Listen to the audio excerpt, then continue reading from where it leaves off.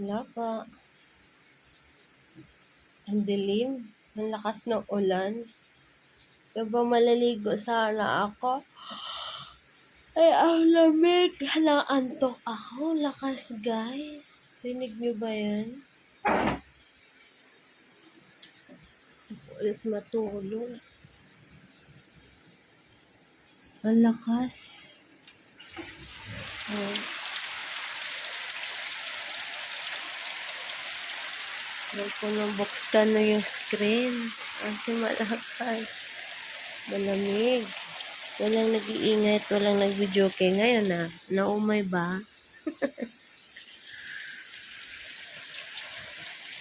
Kaya ako, nahiga na ako. Gusto kong matulog. Yung electric fan ko, guys. Natay ko. Ang lamig. Malamig, guys. Kaya,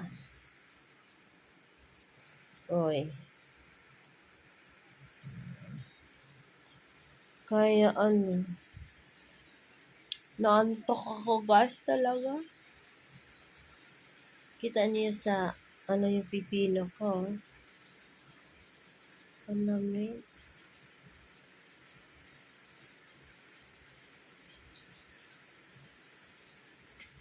Ang dilim eh. Paano pa yung ilaw? Ang dilim, guys. Pinatay ko yung ilaw para tulog sana ako. Ulit. Diba?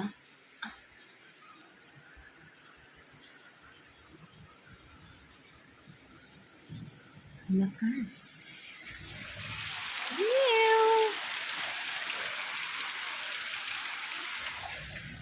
Inayos ko, guys, dito. Ito lang. Ilagyan ko ng bago. Kasi naubos na yung white ko. So, may yellow ako. So, madami yung ang dami kasi nilagay.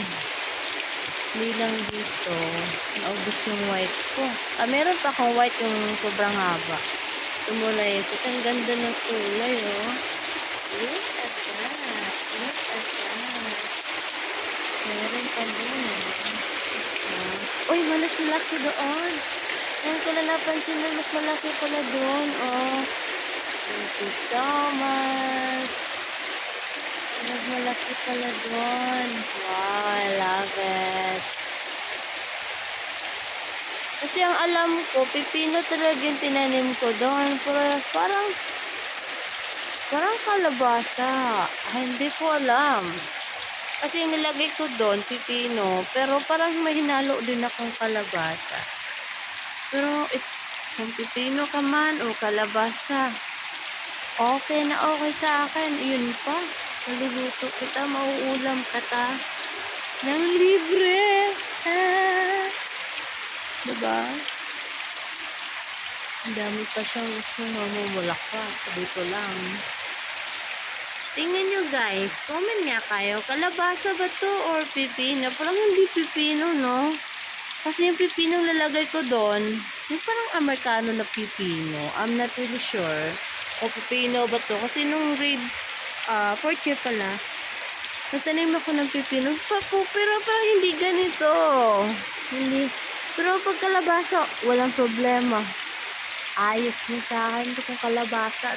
Masarap din naman ang kalabasa. I love kalabasa. Pero kung pipino din to, wala. Okay lang din. I love pipino. Walang problema. Basta gulay. Ang sarap. Basta gulay na masarap at nakakatipid tayo. Welcome kayo sa bahay ko. Welcome na welcome kayo. Itanim